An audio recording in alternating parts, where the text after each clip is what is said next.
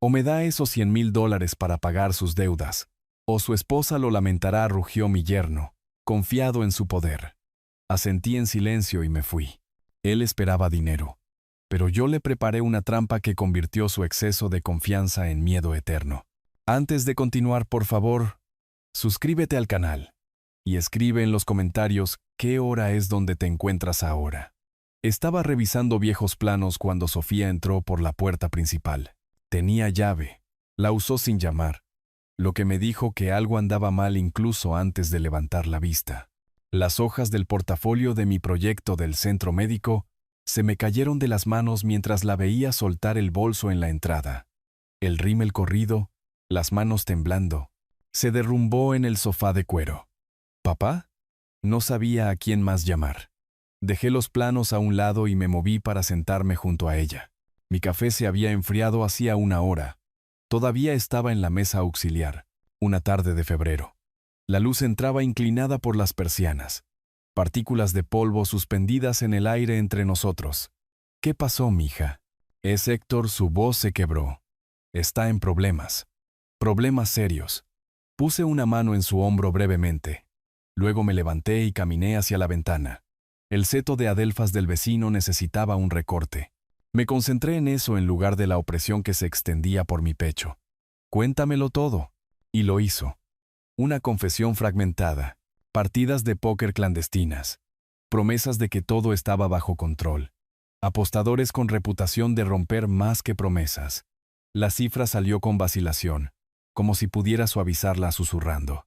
$87,000, papá. Mi mano se apretó alrededor de la taza de café que había recogido sin pensar. La cerámica se calentó contra mi palma. No levanté la voz. No era necesario. Sofía, ¿recuerdas lo que dije hace 5 años? Antes de la boda, papá, por favor. No, no estoy diciéndote lo dije. Te pregunto si lo recuerdas. Ella miró al suelo. Dijiste que él no estaba listo, que nosotros no estábamos listos. ¿Y ahora? El silencio respondió mejor que las palabras. Lloró cubriéndose la cara con las manos mientras yo miraba fijamente aquel seto de adelfas. Hace 5 años, se lo había advertido. Un joven arquitecto con gustos caros. Dinero heredado que ya había despilfarrado. Ofertas de trabajo que nunca se materializaron. Ella me dijo que yo era un controlador, que no entendía el amor. Quizás no lo entendía, pero entendía los patrones. Héctor dice que puede arreglar esto si consigue el dinero. Lo prometió, promesas. La moneda más barata en circulación. Ve a casa. Descansa. Yo me encargaré de esto. Me abrazó antes de irse. Un apretón rápido y desesperado. Luego recogió su bolso y salió. La puerta se cerró a las 4:03 de la tarde. Observé desde la ventana cómo su coche desaparecía calle abajo. Luego volví a mi café, a los planos, y al silencio que llenaba la casa como agua. 3 horas después, la puerta se abrió de nuevo, sin llamar. Héctor entró como si fuera el dueño del lugar. Las 7 en punto. La oscuridad invernal presionaba contra las ventanas. Llevaba una camisa planchada. Un reloj caro. Reflejaba la luz de la lámpara. Se sentó en el sillón frente a mí sin ser invitado. Los brazos extendidos sobre el respaldo como un rey reclamando su trono. Saltémonos la charla trivial. Necesito $100,000. Estudié su rostro. Sonrisa confiada. Contacto visual firme. Ni un solo temblor. O era mejor actor de lo que le había supuesto. O de verdad creía que esto sería fácil. Es una cantidad significativa. 5 días. Arturo. Se inclinó hacia adelante. El reloj brilló de nuevo. Probablemente costó $3,000 que no tenía. O me da este dinero o su hija lo lamentará. Usted sabe qué tipo de reputación tiene esta gente. La amenaza quedó suspendida en el aire entre nosotros. No era física. Él era demasiado listo para eso. Psicológica. Presión cuidadosamente calibrada a través de la seguridad de Sofía. A través de mi miedo, dejé que el silencio se alargara. 15 segundos. Lo suficiente como para que su sonrisa vacilara ligeramente. Asentí una vez. 5 días.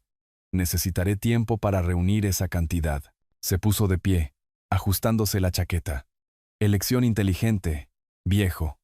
Volveré el viernes por la noche. La puerta se cerró tras él. No me moví durante un minuto entero. Solo me quedé allí sentado, escuchando su coche arrancar afuera, el rugido del motor, los neumáticos sobre el asfalto, el silencio regresando. Entonces, caminé hacia mi oficina. La caja fuerte estaba detrás de un dibujo arquitectónico enmarcado de mi primer gran proyecto, la Biblioteca Comunitaria de la Ciudad, 1987. Aparté el marco e introduje la combinación que había memorizado hacía 30 años. Dentro, títulos de propiedad, documentos de inversión, papeles legales de 3 décadas y media construyendo los sueños de otra gente. Saqué la carpeta etiquetada como Proyectos de Desarrollo Urbanístico 2024-2022 activos, hojas de cálculo, análisis de mercado, propuestas de cambio de zonificación, toda la investigación que había hecho el año pasado cuando estaba considerando una última inversión antes de retirarme por completo. Decidí no hacerlo entonces. Demasiado arriesgado, demasiado trabajo. Mejor disfrutar de mis ahorros, pero el riesgo es relativo a lo que está en juego. Cogí mi teléfono y busqué el contacto de Carlos, mi antiguo socio comercial. Él había seguido en el juego cuando yo me retiré, todavía asesorando sobre desarrollos comerciales por toda la ciudad. Respondió al segundo tono.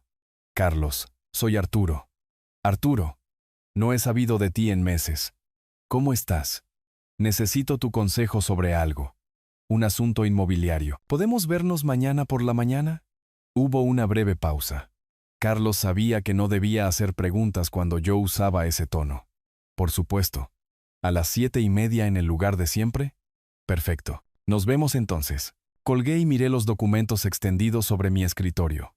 Héctor pensaba que estaba jugando conmigo. Pensaba que podía entrar en mi casa, amenazar a mi hija, y yo simplemente le entregaría el dinero como un viejo asustado. No tenía idea de que yo había pasado 35 años resolviendo problemas más complejos que él. Esto era solo otro plano, y yo siempre terminaba lo que empezaba. El amanecer rompía sobre el desierto mientras conducía hacia el este de la ciudad. Tráfico escaso. La luz de invierno convertía los cactus gigantes en siluetas oscuras contra el cielo rosado. Apenas había dormido, pero mis manos estaban firmes en el volante. La sonrisa burlona de Héctor se repetía en mi mente, no con miedo, sino con claridad.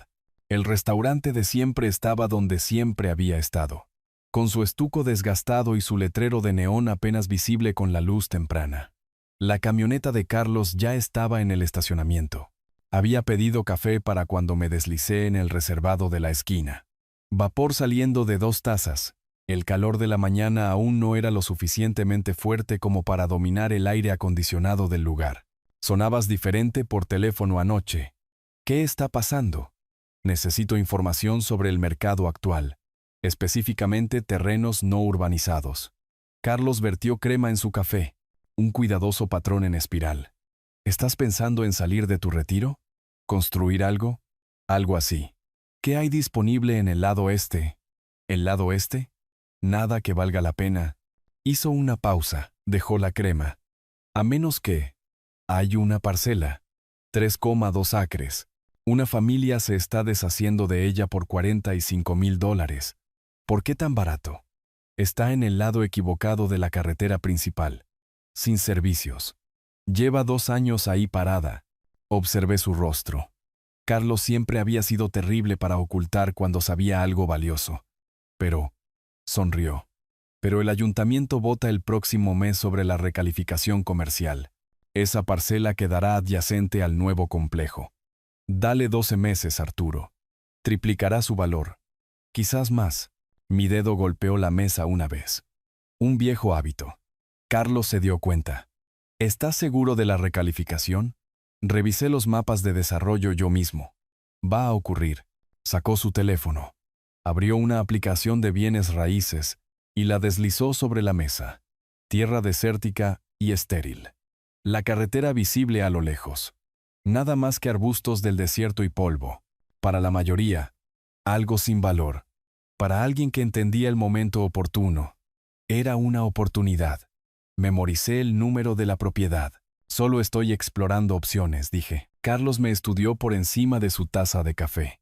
30 años de sociedad Significaban que podía leer mis gestos, pero también sabía cuándo no presionar. Terminamos el desayuno hablando de sus proyectos actuales, los planes universitarios de su hija, los temas cómodos habituales.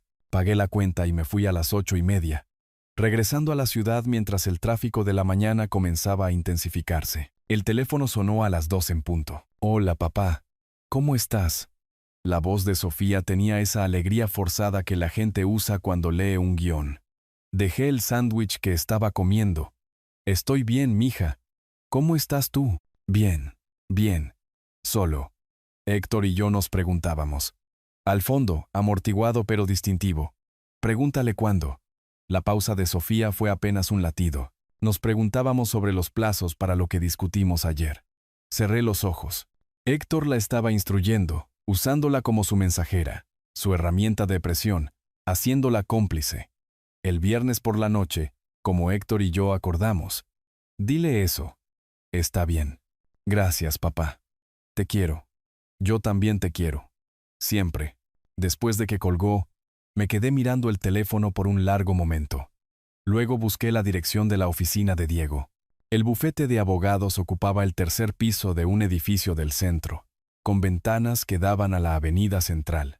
Diego me recibió en una sala de conferencias a las 3 en punto. Siempre había sido puntual, razón por la cual lo había elegido para la planificación de mi patrimonio hacía 5 años. Arturo, me alegra verte. ¿En qué puedo ayudarte hoy? Saqué mi cuaderno de cuero, el que había llevado a cientos de reuniones con clientes durante mi carrera. Si presto dinero a un matrimonio, ¿puedo asegurarlo contra su casa? Absolutamente. Acuerdo de garantía estándar. Ambos cónyuges firman. La propiedad se convierte en garantía. ¿Qué pasa si no pagan? Diego se reclinó en su silla. Presentas un gravamen. Inicias el proceso de ejecución hipotecaria. Suele llevar tiempo. Escribí con cuidado en letras de molde. Responsabilidad del cofirmante. ¿Puede el contrato acelerar ese proceso? Ahora sí estaba interesado. Sí. Cláusula de ejecución hipotecaria automática. Los estatutos vigentes lo permiten si ambas partes están de acuerdo por escrito. No se necesita batalla judicial. ¿Qué condiciones se pueden incluir? Durante los siguientes 40 minutos, Diego me explicó las estructuras de garantía, los términos de pago condicionales, los procedimientos de gravamen. Llené 6 páginas de notas. Cada pregunta precisa. Cada respuesta absorbida.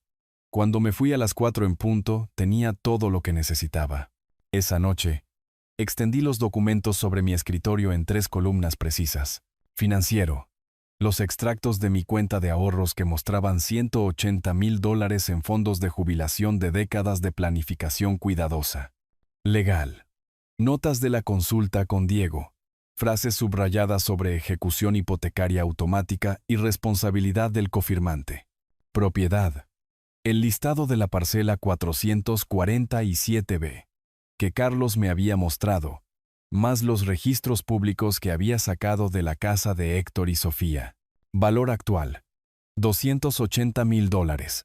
Hipoteca casi pagada. Comencé a redactar. Acuerdo de préstamo: $100,000 al 8% de interés anual, garantizado por la residencia principal del prestatario. Plazo de amortización: 12 meses. Cláusula de incumplimiento: activa el gravamen automático. Cada palabra elegida con cuidado, cada cláusula diseñada para ser perfectamente legal, perfectamente ejecutable. Esto no era ira sobre el papel, era arquitectura. Muros de carga, estructuras de soporte, trabajo de cimentación. Mi teléfono vibró a las 9:15. Mensaje de Sofía. Gracias, papá. Héctor dice que estás haciendo lo correcto. Te quiero, dice Héctor. Incluso su gratitud se filtraba a través de él. Respondí. Yo también te quiero. Siempre. Luego volví al contrato. Añadí la cláusula 7. En caso de incumplimiento, el prestamista se reserva el derecho de embargar la propiedad en garantía sin procedimientos judiciales adicionales, siempre que se notifique adecuadamente según los estatutos vigentes. Subrayé sin procedimientos judiciales adicionales. Durante 5 años había visto a Héctor manipular a mi hija. ponerla en contra de su propio juicio, y ahora pensaba que podía manipularme a mí, entrar en mi casa, amenazar a mi familia, y yo simplemente obedecería. Pero la manipulación solo funciona cuando el objetivo no la ve venir. Héctor pensaba que estaba jugando conmigo. No tenía idea de que yo llevaba 35 años diseñando estructuras y soluciones. Esto era solo otro plano, y yo siempre terminaba lo que empezaba. Pasé el jueves y la mañana del viernes finalizando todo. Retiré los fondos, imprimí los contratos, y cuando el coche de Héctor apareció en mi entrada el viernes por la noche, justo a tiempo, como un tiburón que huele sangre, yo estaba listo. La carpeta de cuero estaba sobre la mesa de mi cocina. Dentro, el acuerdo de préstamo impreso, un cheque de caja por $100,000, documentos de la propiedad. Oí cómo apagaba el motor, el portazo del coche, sus pasos en el sendero. No me moví para abrir la puerta. Le hice llamar. Cuando finalmente abrí, Héctor entró esperando una simple transacción. Sus ojos fueron directos a la mesa. ¿Tiene el dinero? Le hice un gesto hacia la cocina. Siéntese primero. Tenemos que discutir los términos. Su rostro se ensombreció. ¿Términos? Dijo 5 días. Han pasado 5 días. Y tengo lo que necesita. Pero no como un regalo. Como un préstamo. ¿Un préstamo? ¿Habla en serio? Deslicé el contrato sobre la mesa. $100,000 al 8% de interés anual. 12 meses para pagar. Héctor arrebató las páginas, escaneando, con la mandíbula apretada. ¿Garantizado por mi casa? ¿Quiere mi casa como aval? Su casa y la de Sofía. Es una propiedad. Esto protege a todos. Esto es insultante. ¿No confía en mí? Lo miré a los ojos. No se trata de confianza. Se trata de responsabilidad. Fírmelo o encuentre otra solución antes de la medianoche. Durante 2 minutos, silencio. Héctor sacó su teléfono. Revisó mensajes. Calculando, probablemente comprobando si sus apostadores le darían más tiempo. Su pulgar se cernía sobre la pantalla. Luego dejó el teléfono con fuerza. Cogió el bolígrafo. Necesito a Sofía aquí. Ella también tiene que firmar. La llamé. Llegó en 20 minutos. Héctor claramente le había dicho que estuviera lista. Cuando entró, la confusión nublaba su rostro. «Papá, ¿qué está pasando?» Héctor me llamó. «Todo está bien, cariño. Estoy ayudando con la situación de Héctor, pero necesitamos el papeleo adecuado». ¿Papeleo? Solo un acuerdo de préstamo, documentación estándar. Tendrás que firmar como copropietaria de la casa. Ella miró a Héctor. Él asintió levemente. Se volvió hacia mí, confiando. «De acuerdo. Si crees que es necesario». Puse el bolígrafo en su mano. Apenas echó un vistazo al documento antes de firmar, mirándome a la cara en lugar de al contrato. Esa mirada, de fe completa en su padre, hizo que se me oprimiera el pecho. Pero necesitaba tener esta protección. Por ella, aunque aún no pudiera verlo, fui testigo de ambas firmas. Añadí la mía. Le entregué a Héctor el cheque de caja. Se quedó de pie, sosteniéndolo. ¿Satisfecho ahora? Estoy satisfecho de que todo sea legal y esté documentado. 12 meses. Tendré esto pagado en 6. Espero que sí. Se volvió hacia la puerta. Vamos, Sofía. Hemos terminado aquí. Se fueron sin decir una palabra más. La puerta se cerró. Me quedé solo en mi cocina, con el contrato firmado sobre la mesa. Pasaron 3 semanas. Silencio de radio. Héctor pagó a sus apostadores. Supuse, ya que nadie vino a buscarlo. Sofía llamó 2 veces a principios de marzo, con la voz ligera de alivio. Muchas gracias, papá. La pesadilla terminó. No la corregí. Solo escuché. Hice los sonidos apropiados. Le dije que la quería.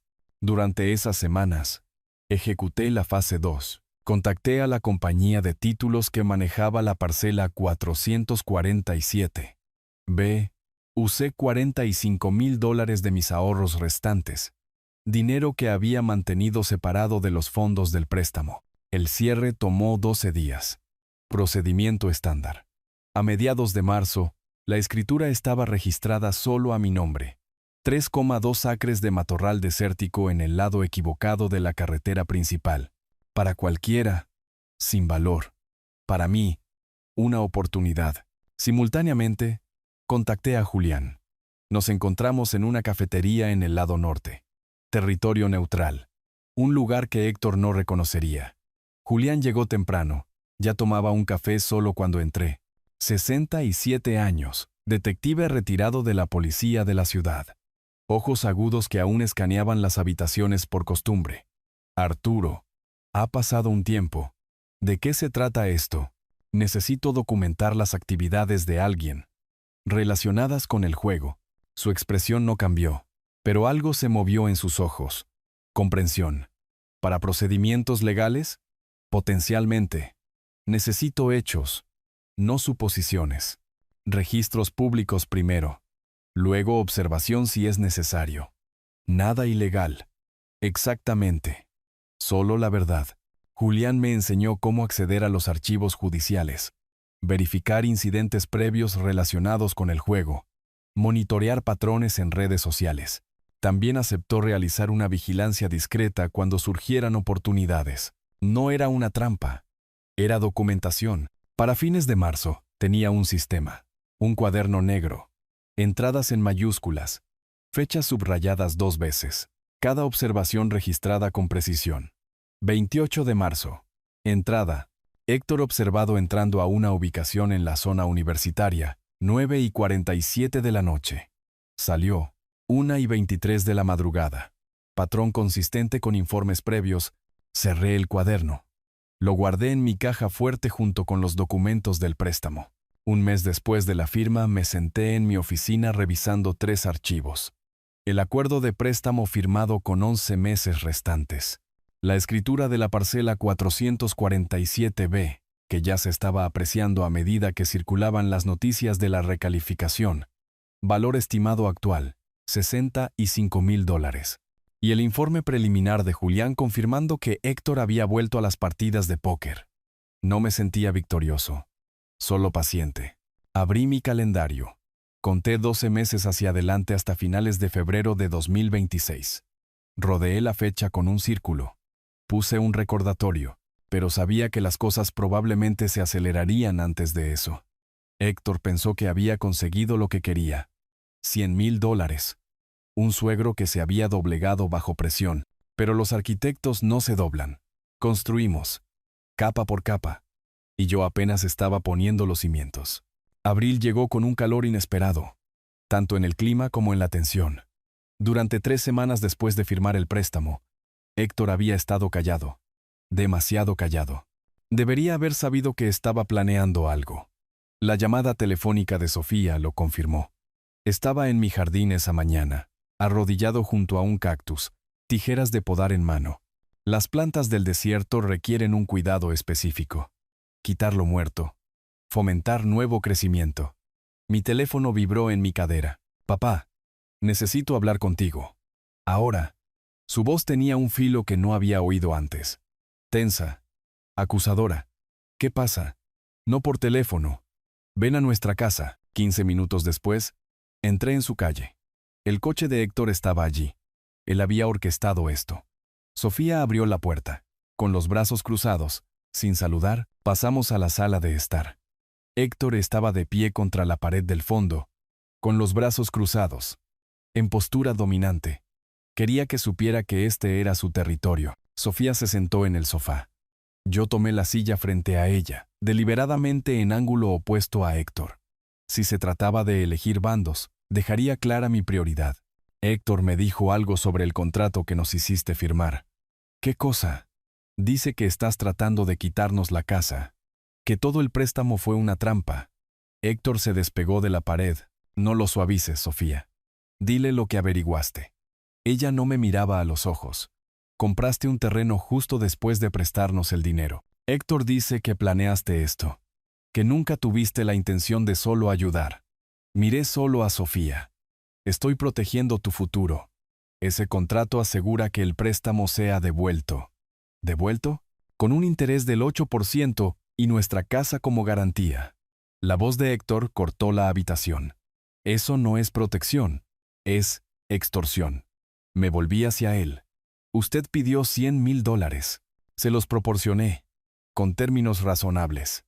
La compra del terreno es mi inversión personal, completamente separada. ¿Separada? ¿Esperas que creamos eso? Espero que cumpla su acuerdo, a menos que no planee pagar el préstamo. La habitación se heló. Sofía miraba entre nosotros. Algo se rompía en su expresión. Duda. La primera vez que la veía cuestionarme en años. La visita terminó con despedidas tensas. Sofía no me abrazó. Solo se quedó en la puerta, con los brazos aún cruzados, mientras yo caminaba hacia mi coche. 2 días después, llegó el mensajero. Documentos legales, membrete oficial. Sofía se sentó en el sofá. Yo tomé la silla frente a ella, deliberadamente en ángulo opuesto a Héctor. Si se trataba de elegir bandos, dejaría clara mi prioridad. Héctor me dijo algo sobre el contrato que nos hiciste firmar. ¿Qué cosa? Dice que estás tratando de quitarnos la casa, que todo el préstamo fue una trampa. Héctor se despegó de la pared. No lo suavices, Sofía. Dile lo que averiguaste. Ella no me miraba a los ojos. Compraste un terreno justo después de prestarnos el dinero. Héctor contra Arturo. Demanda civil por angustia emocional y coacción financiera. La demanda alegaba que yo había explotado una crisis familiar para manipular a mi hija y yerno para que firmaran un contrato abusivo bajo coacción.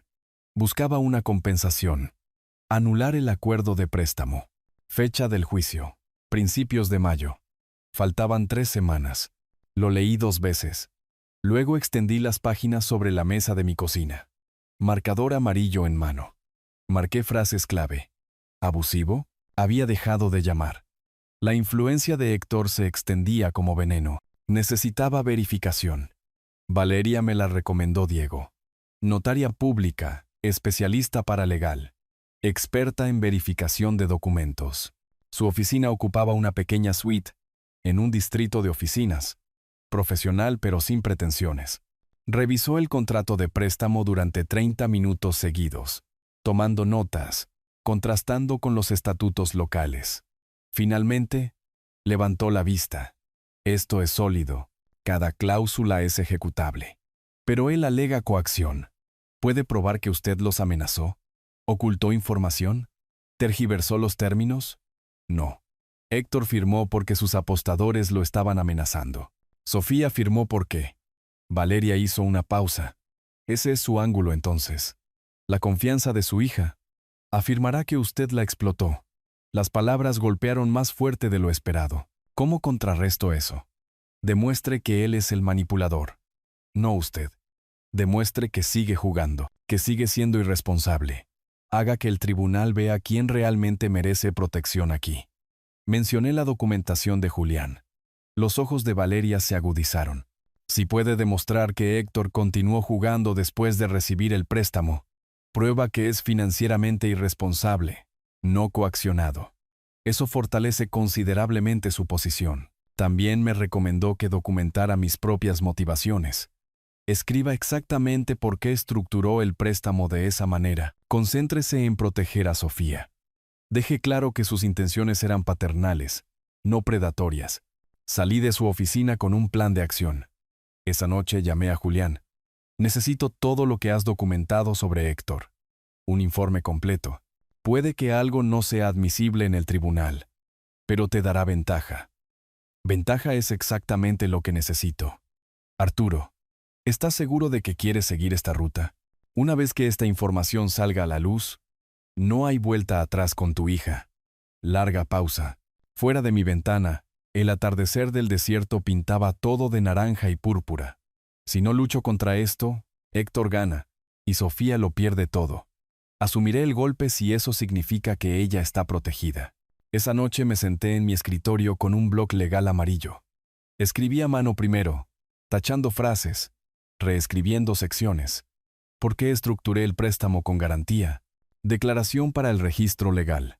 Mi hija Sofía se casó con Héctor hace 5 años en contra de mi consejo. Durante esos años, observé inestabilidad financiera, secretismo y control. Cuando se acercó a mí exigiendo $100,000, me enfrenté a una elección: permitir su comportamiento con un regalo o crear responsabilidad a través de una estructura. Elegí la estructura, no para quitarle su casa, sino para asegurar que mi hija no lo perdiera todo si Héctor no cambiaba. Esperaba el reembolso, esperaba su éxito, pero me preparé para su fracaso. Eso no es manipulación. Eso es protección. Lo escribí formalmente en mi computadora. Imprimí 3 copias. Archivé una en mi caja fuerte. Héctor quería pintarme como un villano, pero yo había pasado 35 años construyendo cosas que duraban. Los cimientos no se agrietan bajo presión, resisten. Y estaba a punto de mostrarle exactamente cuán fuertes eran los míos. Las semanas entre mediados de abril y principios de mayo se sintieron como estar bajo el sol del desierto. Lento, ardiente, probando la resistencia. Pero la fecha del juicio llegó de todos modos. Me paré frente al espejo de mi baño esa mañana, ajustando una corbata que no había usado en 2 años. Traje oscuro, camisa planchada, el uniforme de la presentación profesional. Mi reflejo mostraba a un hombre preparándose para la batalla, no para la jubilación. El pasillo del tribunal del condado era todo paredes beige e iluminación fluorescente. Me senté en un banco de madera, con el maletín de cuero a mi lado, revisando mi declaración escrita por última vez. Al otro lado del pasillo, Héctor estaba de pie con Sofía y su abogado, un hombre más joven con un traje caro, que probablemente costaba lo que yo había pagado por mi primer coche. Sofía me miró una vez, luego desvió la mirada. La distancia entre nosotros no era solo física. Una mujer se sentó a mi lado, bien vestida, serena, sosteniendo su propia carpeta legal. Después de un momento de silencio compartido, habló. ¿Primera vez lidiando con asuntos familiares en el tribunal? La miré. Evalué rápidamente. Rostro honesto, ojos cansados que habían visto sus propias batallas. Mi yerno me está demandando. Afirma que lo coaccioné para firmar un acuerdo de préstamo. Ella asintió. Una sonrisa de complicidad tocó sus labios. Déjeme adivinar. Necesitaba dinero desesperadamente. ¿Firmó voluntariamente y ahora se arrepiente de los términos? Exactamente eso. Mi hijo falsificó mi firma en documentos de propiedad. La traición familiar tiene un patrón predecible. Extendió la mano. Elena, Arturo. Un secretario del tribunal apareció. Anunció un retraso de 30 minutos. Conflicto de agenda. Elena y yo permanecimos en el banco, y de alguna manera la conversación continuó. ¿Cuál fue su crisis?, preguntó. ¿La que le hizo necesitar dinero? Deudas de juego. Póker clandestino. Unos $87,000. Elena se inclinó ligeramente hacia adelante, bajando la voz. ¿Reportó alguna ganancia del juego a la oficina de impuestos? Lo dudo. Entonces tiene una ventaja. El fraude fiscal destruye la credibilidad. Los tribunales no simpatizarán con alguien que defrauda activamente al gobierno. Mi mente se agudizó. La vigilancia de Julián documentaba el juego de Héctor, pero no había considerado el ángulo fiscal. Elena sacó una tarjeta de presentación de su cartera. Escribió su número personal en el reverso. Dirigí una firma de contabilidad durante 30 años. Si necesita ayuda después de esta audiencia, llámeme. Llamaron mi caso. La sala del tribunal era pequeña, revestida de madera. La jueza, una mujer severa de unos 50 años, presidía desde el estrado. El abogado de Héctor argumentó coacción emocional, explotación de la confianza. Presenté mi contraargumento con calma, leyendo mi declaración preparada. Proporcioné asistencia financiera con términos de préstamo estándar para proteger los activos de mi hija. El prestatario firmó voluntariamente para resolver sus deudas de juego. Presenté el informe de Julián. Fechas, lugares, fotografías. Héctor volviendo a jugar a las pocas semanas de recibir el préstamo. La jueza revisó el contrato a fondo. Escuchó a ambas partes y finalmente habló. El contrato parece legalmente sólido. No encuentro evidencia suficiente de coacción o tergiversación. Moción para anular.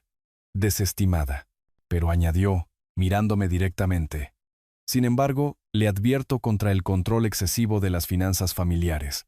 Proceda con cuidado. El rostro de Héctor enrojeció. Sofía parecía confundida, no aliviada. Encontré a Elena en la cafetería del tribunal después. Un espacio pequeño, con máquinas expendedoras y mesas de plástico. Ya había conseguido una mesa en la esquina, con un café humeante frente a ella. ¿Cómo fue? Me permití una pequeña sonrisa. Caso desestimado. Levantó su taza. Hablamos durante 1 hora. No solo de asuntos legales. Elena compartió su historia. Viuda hacía 10 años. Construyó su negocio de contabilidad desde cero. Recientemente descubrió el intento de traición de su hijo. Hablé de la madre de Sofía, que murió hacía 12 años. Sobre mi carrera de arquitectura. Sobre la decepción. Había una facilidad entre nosotros. Un reconocimiento de entendimiento compartido. Puedo analizar registros financieros, ofreció Elena. Rastrear gastos de juego. Construir patrones. Si habla en serio sobre proteger a su hija a largo plazo, necesitará más que fotos de vigilancia. Esa noche me senté en la oficina de mi casa, con la tarjeta de presentación de Elena sobre mi escritorio. Me di cuenta de que mi plan había evolucionado. No solo recuperar el préstamo, sino crear las condiciones para que Héctor se autodestruyera por su propia imprudencia. Cogí mi teléfono. Le envié un mensaje de texto. Cena mañana. Me gustaría discutir su oferta. Su respuesta llegó en minutos. 7 de la noche. Conozco un lugar. Miré la escritura de la parcela 447B en mi pared. Recién enmarcada. La propiedad ya se estaba apreciando mientras circulaban las noticias de desarrollo. Durante semanas, había estado construyendo una estructura con un solo plano. Pero Elena me había mostrado un diseño diferente. Uno en el que Héctor no solo perdía contra mí, sino que perdía contra sí mismo. Y eso era mucho más permanente. La noche siguiente me encontré con Elena en el restaurante que había elegido. Lo suficientemente tranquilo para una conversación seria. Lo suficientemente cómodo como para no parecer una reunión de negocios. No me di cuenta entonces de que esta cena marcaría un punto de inflexión, no solo en mi estrategia contra Héctor, sino en mi vida. Llegué exactamente a las 7. Puntualidad de arquitecto. Elena ya estaba sentada en una mesa de esquina, portátil abierto, papeles extendidos. Deslizó un documento sobre el mantel blanco mientras me sentaba. Saqué registros públicos. Crucé informes de crédito a los que puedo acceder legalmente. Analicé patrones. Su dedo golpeó una cifra resaltada. Su yerno ha acumulado nuevas deudas desde el préstamo. Aproximadamente $34,000 en 3 tarjetas de crédito de alto interés. Y lo que parece ser otro prestamista privado. Estudié los números. No me sorprendió. Confirmado. Sigue jugando. Compulsivamente, dijo Elena. Y ocultándolo mal. Pedimos salmón para ella, bistec para mí, y continuamos analizando durante la cena. Elena acercó su portátil. Tecleó rápidamente. Está haciendo los pagos mínimos de su préstamo, pero la nueva deuda está aumentando. A este ritmo, incumplirá en 6 meses. No por incapacidad de pago, sino por colapso del flujo de efectivo. ¿Qué pasa si le ofrezco una reestructuración? Sus ojos se agudizaron. ¿Reestructurar cómo? Pagos mensuales más bajos. Aliviar la presión inmediata, pero extender el plazo de 12 a 18 meses y aumentar el interés del 8 al 12%. Elena calculó, girando la pantalla hacia mí. Eso eleva la deuda total de $100,000 a aproximadamente $135,000. Estaría más endeudado, pero sentiría que lo estás ayudando. Exactamente. La semana siguiente, contacté a Diego para redactar los documentos de reestructuración. Me advirtió sobre la cautela de la jueza. Respondí que estaba ofreciendo un alivio, era elección de Héctor aceptar o rechazar. No llamé a Héctor directamente. Envié la oferta por carta formal. Llamó en 2 días. ¿Habla en serio sobre esto? Reduce su carga mensual de $800 a $550. Le da un respiro. ¿Cuál es la trampa? 18 meses en lugar de 12. El interés aumenta al 12%, pero si no puede manejar los pagos actuales, esto ayuda. Pausa. Puedo manejar $550. Entonces tenemos un acuerdo. Mediados de junio, trajo noticias inesperadas. El Departamento de Planificación Urbana de la ciudad lo confirmó.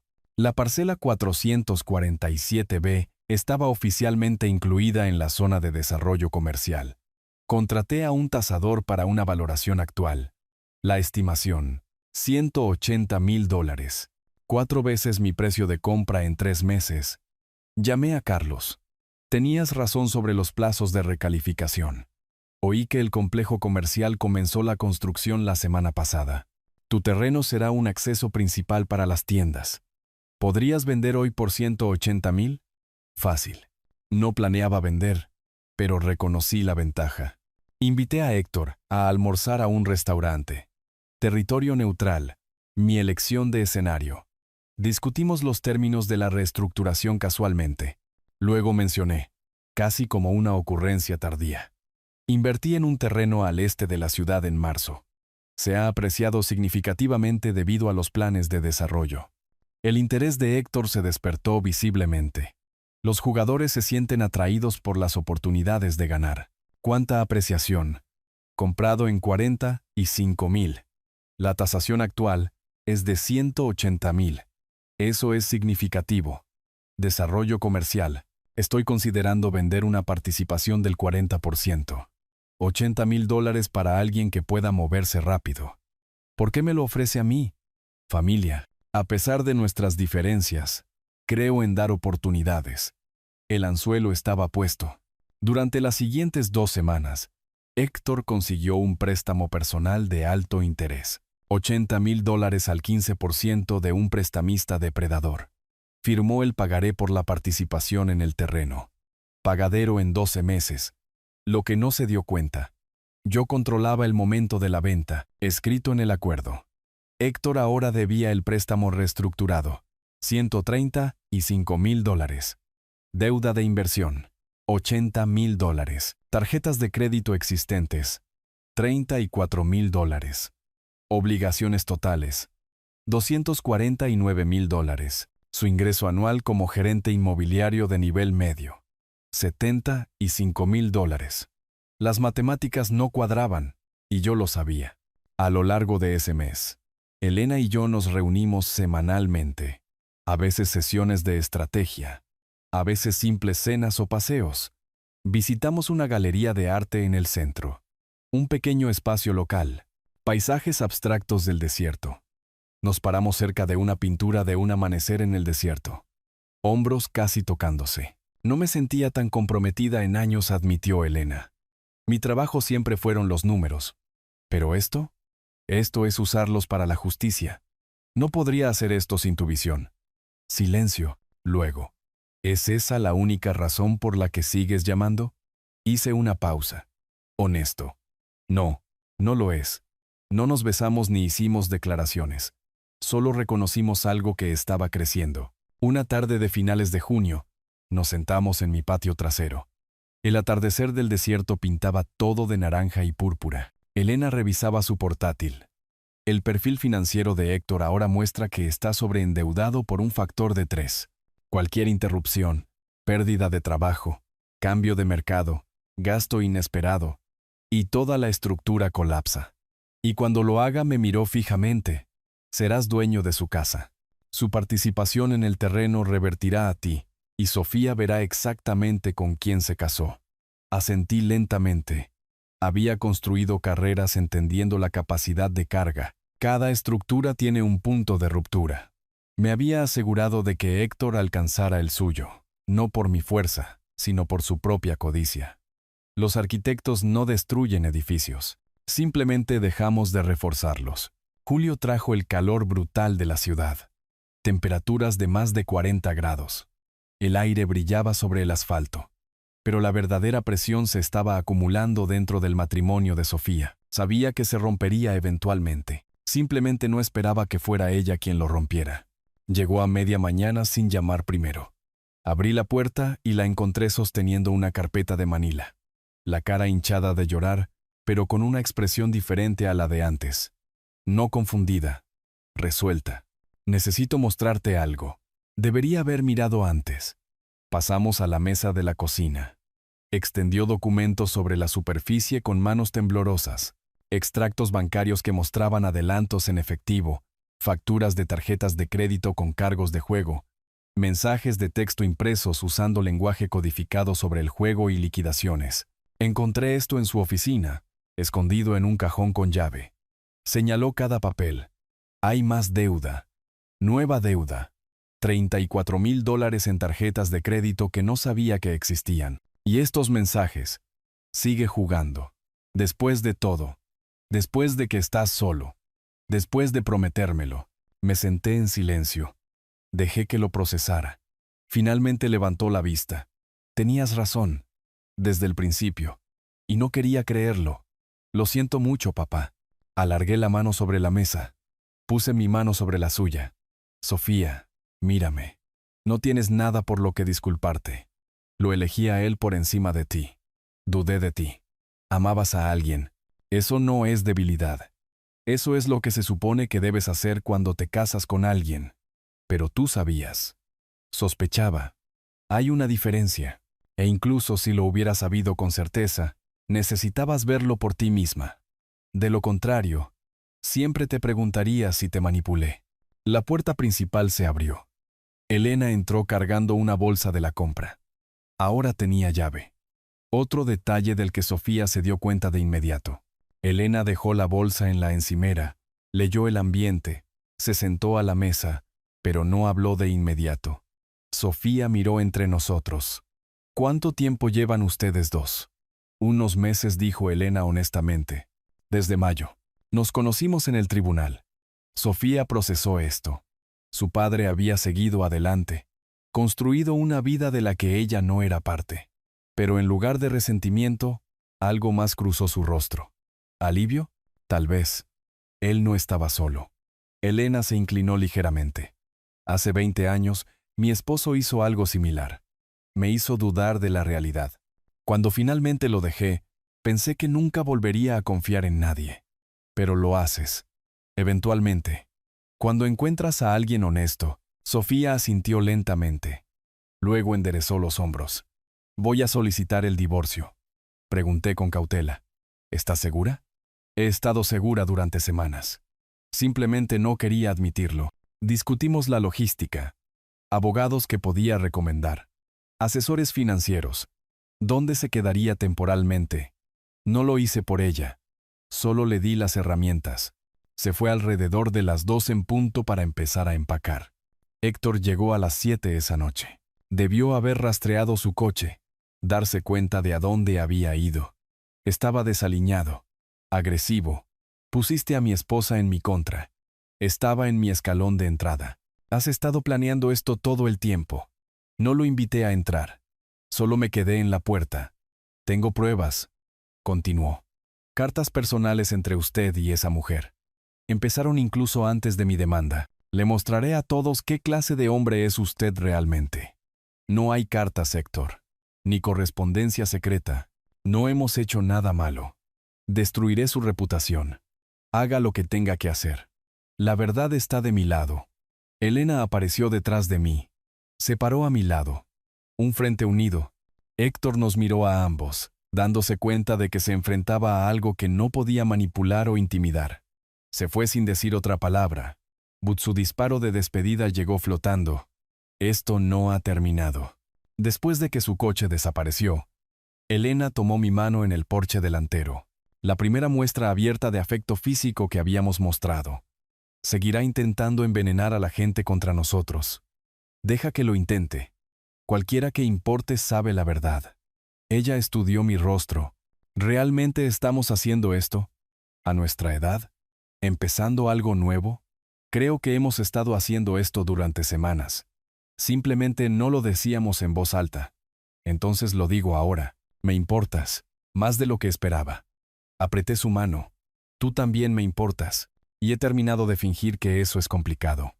Volvimos a entrar juntos. Más tarde esa noche, me senté en mi oficina. Pero no estaba revisando documentos ni planeando movimientos. Solo pensando. Durante meses, había estado tan concentrado en proteger a Sofía de Héctor que había olvidado lo que venía después. Pero Elena me recordó que la protección no es el objetivo final. La libertad lo es, y Sofía acababa de reclamar la suya. Ahora Héctor se enfrentaba a una nueva realidad. No solo yo como adversario, sino Sofía como alguien a quien ya no podía controlar. Eso lo cambiaba todo. Agosto llegó con Sofía mudada a un nuevo apartamento, los papeles del divorcio presentados, y Héctor enfrentando dos realidades. Había perdido a su esposa y su plazo de pago había llegado. Había pasado 3 semanas dejándolo cocerse en la incertidumbre. Ahora la factura vencía. Literalmente. 5 de agosto, 9 de la mañana. Elena estaba sentada en el rincón de mi desayuno con café mientras yo revisaba la pantalla de mi computadora. Saldo de la cuenta bancaria sin cambios. Ninguna transferencia entrante. Sonó el teléfono. Diego. Arturo. ¿Has recibido los 80,000 de Héctor? Nada. Entonces activamos la cláusula de penalización. La falta de pago desencadena un cargo por demora de $15,000 más una acumulación diaria del 5%. ¿Tengo autorización para proceder? Miré a Elena. Ella asintió levemente. Proceda. Elena acercó su portátil. Abrió su hoja de cálculo. Permíteme actualizar la contabilidad completa.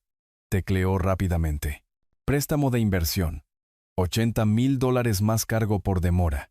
$15,000 igual a 90 y $5,000. Préstamo reestructurado ahora en $118,000. 10 meses dentro del plazo de 18 meses. Interés acumulado. Total adeudado a mí. $213,000. Esa tarde, 3 llamadas perdidas de Héctor. Luego un mensaje de texto. Necesito hablar, por favor. Nos encontramos en una cafetería. Territorio neutral. Héctor se veía terrible. Pérdida de peso, sin afeitar ojeras. Deslizó papeles sobre la mesa con manos temblorosas. Vendí mi coche. $18,000. Apenas cubre un mes. Se encorvó hacia adelante. No puedo hacer el pago. Usted sabe que no puedo. ¿Podemos negociar una extensión? Lo estudié. Ha tenido 12 meses desde el préstamo original. 6 meses desde la reestructuración. 3 meses desde el acuerdo de inversión. ¿Qué cambiarían 3 meses más? Su honestidad me sorprendió. Pensé que podría recuperarlo. El juego. Pensé que una buena racha y estaría libre. Ese es el problema, Héctor. Siempre piensas que la próxima mano lo arreglará todo. ¿Qué quiere de mí? Ya ha ganado. Destruyó mi matrimonio. Se está quedando con todo. Me eché hacia atrás. Quería que cambiaras, que eligieras a mi hija por encima de tu adicción. Nunca lo hiciste. Así que sí, me quedaré con la casa. Me quedaré con la participación en la inversión y nos consideraré saldados. Pero eso no es ganar, son solo consecuencias. A mediados de agosto, Diego presentó la demanda legal oficial para el cobro de la deuda.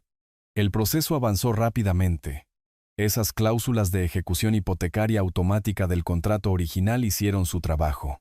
Héctor tenía 30 días para responder o desalojar. No impugnó. Sabía que era inútil. Mientras tanto, estructuré la protección de Sofía. La ley de bienes gananciales local le daba derecho a la mitad del valor de la casa, $140,000. Arreglé transferirle esa cantidad como regalo una vez que se completara la ejecución hipotecaria. Ella no había creado esta situación. No debería sufrir por ello. La misma semana, recibí una oferta por la parcela 447B. El desarrollador del complejo comercial quería el terreno para la expansión del estacionamiento. $285,000. Acepté de inmediato. La había comprado por $45,000 en marzo. La participación del 40% de Héctor revirtió a mí cuando incumplió el préstamo de inversión. Beneficio neto. $240,000. Héctor se enteró de la venta más tarde a través de conexiones inmobiliarias. Me llamó, con la voz hueca. Usted planeó todo esto. El préstamo, la reestructuración, el acuerdo del terreno. Quería que fracasara. No lo negué. Te di todas las oportunidades para tener éxito. Pagos más bajos, oportunidades de inversión, extensiones de tiempo. Pero elegiste el juego por encima de la responsabilidad. Cada vez. Yo no te hice fracasar, Héctor. Tú lo hiciste solo. Yo solo dejé de facilitártelo. Silencio. Luego, ¿alguna vez creyó que podría cambiar? Hice una pausa. Honesto. Por el bien de Sofía, lo esperaba. Pero no lo creía. Y tenía razón en no hacerlo. Una tarde de finales de agosto, Elena y yo nos sentamos en la mesa de mi cocina con una modesta botella de vino. Ella tenía su hoja de cálculo abierta por última vez. Deuda total que Héctor debía, $213,000. Total que recuperaste, calculó. Valor de la casa menos el regalo de Sofía, $140,000. Reversión de la participación en la inversión, $80,000. Ganancia de la venta del terreno, $240,000. Total, $460,000. Levantó la vista. Podría simplemente haber ejecutado la hipoteca en marzo, haber tomado la casa después de la primera ventana de incumplimiento. Entonces Héctor no habría aprendido nada, y Sofía podría haberme culpado para siempre. Elena cerró el portátil. Ahora Sofía está libre, financieramente estable, y sabe exactamente quién es Héctor. Ese era el verdadero objetivo, ¿no? Asentí. Chocamos las copas en silencio. No era una celebración triunfante, solo un reconocimiento. Había pasado 35 años construyendo estructuras que resistirían tormentas y terremotos. Esto no era diferente. Construí la trampa tan perfecta que el propio peso de Héctor la derrumbó. No mi fuerza, la suya. Septiembre entró en su última semana con Sofía instalándose en su apartamento. Héctor aparentemente se iba de la ciudad, según rumores a través de las conexiones inmobiliarias de Carlos. Y quedaba un último asunto: vender la casa que lo había empezado todo. No por venganza, ejecución hipotecaria. Una mañana de principios de septiembre, en el tribunal del condado. Me senté en la mesa del demandante con Diego. Héctor se sentó solo al otro lado del pasillo.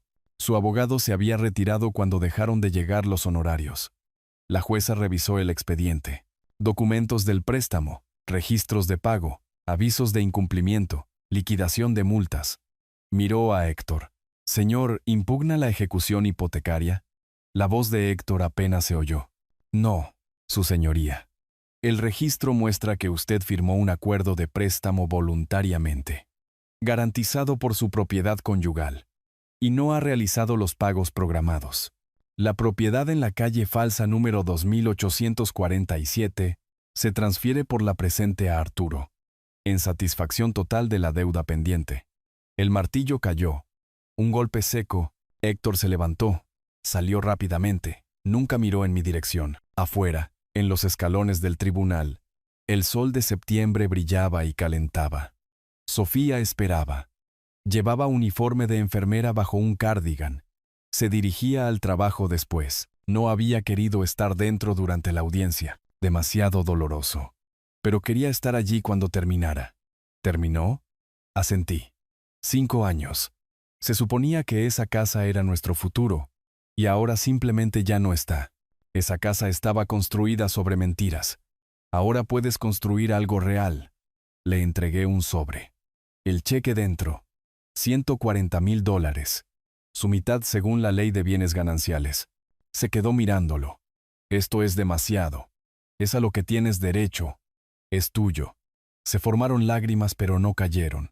Gracias. Por no decirte lo dije. Por ser simplemente mi papá.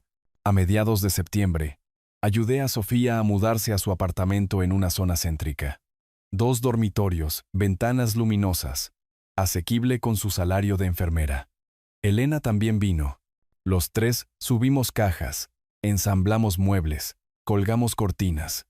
Sofía mencionó que había empezado terapia, procesando la manipulación, reconstruyendo la confianza en sí misma. También se había inscrito en cursos de certificación de cuidados intensivos. No la sobrevolé, solo la apoyé. Antes de irnos, Sofía nos abrazó a ambos. Me alegra que se hayan encontrado. Ustedes también merecen ser felices. Permiso y reconocimiento. Su padre había seguido adelante. Y eso estaba bien. Ese fin de semana, organicé una pequeña cena en mi casa. Carlos, Julián, Diego, Valeria, Sofía. No lujosa. Pollo a la parrilla, ensalada, el postre casero de Elena, pero era la primera vez que recibía gente desde mi jubilación. Levanté mi vaso de agua. Quiero presentar a alguien oficialmente. Esta es Elena, mi compañera. Sin incomodidad, sin explicaciones largas. Las personas que importaban lo aceptaron de inmediato. Discutimos planes de otoño. Elena y yo íbamos a pasar una semana en las grandes montañas en octubre. Ninguno de los dos había estado en años. Sofía ofreció recomendaciones de rutas de senderismo, conversación normal sobre el futuro, no sobre el pasado. 2 días después, mi teléfono sonó a las 8 de la noche. Número desconocido. Casi no contesto. La voz de Héctor llegó, áspera, ligeramente arrastrando las palabras. Usted destruyó todo. Mi matrimonio, mi hogar, mi carrera. La gente en bienes raíces no me tocará ahora. Usted planeó esto desde el primer día. Escuché sin interrumpir. Usó a Sofía como cebo. Usó el dinero como palanca. Usted manipuló todo. Finalmente, hablé. Te di un préstamo con términos claros. Firmaste. No pagaste. Esos son hechos, no manipulación. ¿Quería que fracasara? Esperaba que fracasaras basándome en tu historial. Pero te di todas las oportunidades de demostrarme lo contrario. Elegiste el juego por encima de la responsabilidad cada vez. Esto no ha terminado. Sí, Héctor, lo está. Sigue adelante. Yo lo he hecho. Colgué. Elena estaba sentada a mi lado en el sofá. ¿Seguirá intentándolo? Probablemente. Pero ya no queda nada por lo que luchar. Esa noche, nos sentamos en el patio trasero. Noche de septiembre más fresca, estrellas visibles, planeando el viaje a las montañas, reservas de hotel, rutas de senderismo, lugares para tomar fotos. ¿Cuándo fue la última vez que tomaste unas vacaciones reales? Antes de que naciera Sofía, hace 34 años. Entonces ya es hora. Silencio cómodo. Luego, ¿piensas en lo que viene después? ¿Después de este viaje? Pienso en ello constantemente. ¿Qué ves? Una vida que no se define por arreglar problemas, solo vivir. Elena apretó mi mano. Durante meses, cada acción había sido estratégica. Construir la trampa, ejecutar el plan, proteger a Sofía. Pero sentado allí con Elena, me di cuenta de que la venganza nunca había sido el objetivo. El objetivo era esto: la libertad de imaginar un futuro sin la sombra de Héctor. Y finalmente nos lo habíamos ganado. Una mañana de finales de septiembre, estaba en la casa vacía en la calle Falsa número 2847, con una agente inmobiliaria. Nuestros pasos resonaban en los suelos de madera, sin muebles, sin vida. La cocina donde se firmó el préstamo. La sala de estar donde Héctor hizo amenazas. Todo hueco ahora. Las condiciones del mercado son favorables. Propiedades similares se han vendido por entre $275,000 y $285,000, escribió en su tableta. Recomiendo ponerla en venta en $280,000. Debería venderse en 3 semanas. Firmé el acuerdo de venta en el mismo mostrador de la cocina donde Héctor y yo habíamos firmado documentos meses atrás. El círculo completo. La agente se fue. Me quedé solo por un momento, sin satisfacción. Sin dolor. Solo reconocimiento. Este capítulo se estaba cerrando. 3 semanas después, a mediados de octubre, la casa se vendió por $280,000 en efectivo a una pareja joven. Compradores de primera vivienda. Irónicamente, estructuré las finanzas con cuidado. Sofía ya tenía $140,000 del acuerdo de ejecución hipotecaria. De esta venta, le asigné $40,000 adicionales. Total, $180,000, suficiente para el pago inicial de una casa en 1 año o 2. Fondo de emergencia. Inversión en su carrera. Para mí, $100,000 cubrieron mi préstamo original. Los $140,000 restantes, combinados con la ganancia de la venta del terreno, significaban seguridad. No riqueza, sino estabilidad. Más importante aún, Sofía era financieramente independiente. A finales de octubre, Elena y yo visitamos el apartamento de Sofía. Lo había decorado. Plantas, obras de arte, fotos. Notablemente, ninguna de Héctor. Yo pasé. Nos mostró su certificación de cuidados intensivos. Los hospitales me trasladan a cuidados críticos con un aumento salarial del 22%. Eso es maravilloso, dijo Elena. Y estoy saliendo con alguien, solo casualmente. Un terapeuta respiratorio del trabajo. Sofía sonrió. Estoy aprendiendo a confiar en mi propio juicio de nuevo. Eso es mejor que estar feliz. Es sólido. Nos entregó una fotografía enmarcada. Los 3 del día de la mudanza, riendo mientras ensamblábamos muebles. En la parte de atrás había escrito: mi verdadera familia. Elena y Sofía habían desarrollado su propia relación. Café cada semana. Separadas de mí. Me alegraba por ello. A través de las conexiones inmobiliarias de Carlos, me enteré de que Héctor se había mudado a otra ciudad del sur, intentando empezar de nuevo. Pero su reputación lo seguía. Historial de juego, ejecución hipotecaria, irresponsabilidad financiera. Lo último que supo Carlos es que trabajaba como administrador de propiedades de alquiler. Un estatus mucho más bajo que antes. No sentí ningún triunfo al oír esto. Solo el reconocimiento de que las consecuencias son permanentes. No lo compartí con Sofía. Ella no preguntó. Héctor se había vuelto irrelevante en nuestras vidas. A principios de noviembre, Elena se mudó oficialmente a mi casa. No como invitada, como copropietaria. Habíamos refinanciado a nombre de ambos. Redecoramos juntos. Sus toques. Cortinas nuevas de color crema. Muebles reorganizados. Nuestra fotografía conjunta sobre la repisa de la chimenea. Ya no era la casa de Arturo. Era nuestra casa. Hicimos el viaje a las montañas. Una semana a finales de octubre. Senderismo, observación de estrellas, largas conversaciones sobre nada importante. Elena bromeó. 64 años y finalmente estoy en una luna de miel. Más vale tarde que nunca. No estábamos casados. Ninguno sentía la necesidad de la formalidad. Pero estábamos comprometidos, construyendo una vida juntos. Una tarde de mediados de noviembre nos sentamos en nuestro patio trasero envueltos en mantas, tomando café. La estación había cambiado. Aire más fresco. Atardecer más temprano. Discutiendo el próximo año. Quizás vender la casa. Comprar algo más pequeño. Viajar más. Elena quería visitar un pueblo en la montaña. Sugerí llevar a Sofía. Planes normales. Enfocados en el futuro. ¿Alguna vez piensas en Héctor? ¿En todo lo que pasó? Lo consideré. A veces, pero no con ira. Más como mirar hacia atrás a un proyecto completado. ¿Qué construiste? Protección para Sofía. Una estructura que no podía ser manipulada. Larga pausa. A través de las conexiones inmobiliarias de Carlos, me enteré de que Héctor se había mudado a otra ciudad del sur, intentando empezar de nuevo. Pero su reputación lo seguía. Historial de juego, ejecución hipotecaria, irresponsabilidad financiera. Lo último que supo Carlos es que trabajaba como administrador de propiedades de alquiler. Un estatus mucho más bajo que antes. No sentí ningún triunfo al oír esto.